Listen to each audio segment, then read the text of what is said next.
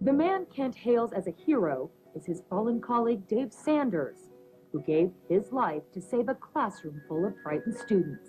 Dave died a hero. The perfect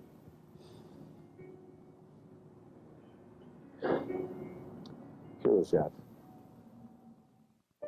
As Kent mourns the innocent victims at a hilltop memorial, he prepares for the biggest challenge of his life, carrying on in the wake of such an overwhelming tragedy. I don't know how many kids you know personally, but you know most of them. All except for one. Lauren Townsend. She was candidate to be valedictorian, on scholarship to CSU. Pretty special young lady. Yeah. She is special. You know, I would love to have my son marry somebody like Laura Townsend. What about Corey and Matt? Corey and Matt.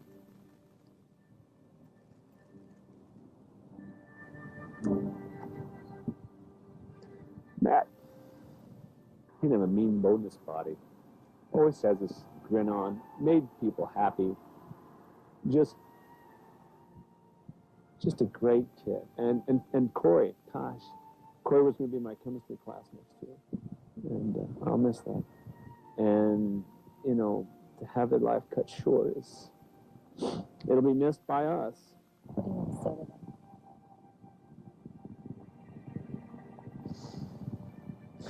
You know, they're in a better place. That's what I've been told. And despite the pain and suffering Eric Harris and Dylan Klebold unleashed on Columbine, Kent finds it in his heart to pity them. I forgive and forget too easy, I suppose, but it's just so sad that these kids died with such hate in their heart. No one deserves that.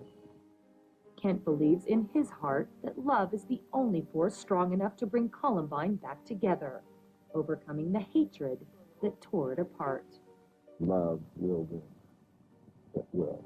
Tried 911 first, and I couldn't get a hold of them. 16-year-old sophomore Matt Depew is trapped in a nightmare, locked in a storage room off the Columbine cafeteria with 17 others.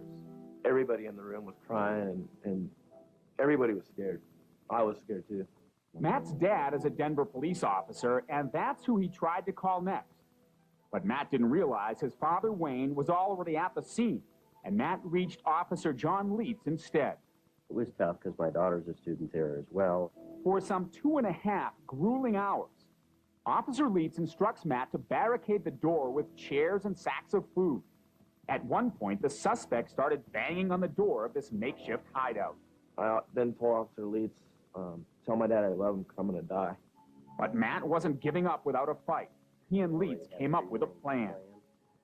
That if the suspects did enter the room and weren't shooting, he was to hold the phone up and tell them the phone was for the suspect, and I was going to try and speak with the suspect.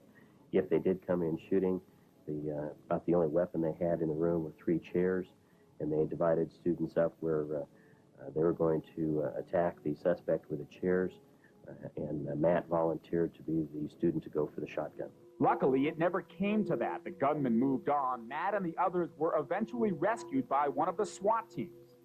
But what if a gunman entered your child's school? Would your son or daughter be prepared? We have a plan. We know what to do. We've rehearsed it numerous numbers of times. Mesa Ridge High School in Colorado Springs wants its students to be ready for trouble. Just 1 week before the massacre at Columbine, the school held this drill, gunmen, SWAT team and all, teaching students emergency maneuvers like covering the windows, locking the doors, and knowing when to run. You've got to keep moving. The moment you go under a desk, you have effectively trapped yourself. Former Secret Service agent and now a security expert, Ron Williams, says if you hear shots, first warn others, then run to the nearest exit, even if it means jumping out of a second-story window. But what if the gunman is right up in your face? Ron shows us what to do. I think we need to talk about this. If you can talk him close to you or get close enough to you, you can take the weapon away from him without him firing a shot. Fortunately for Matt and the others in hiding, they never came face-to-face with the shooters. They survived by following the life-saving instructions of a seasoned veteran and by staying silent. They kept quiet. They didn't give away their position to the suspects. And I think that that is the only reason they're with us today.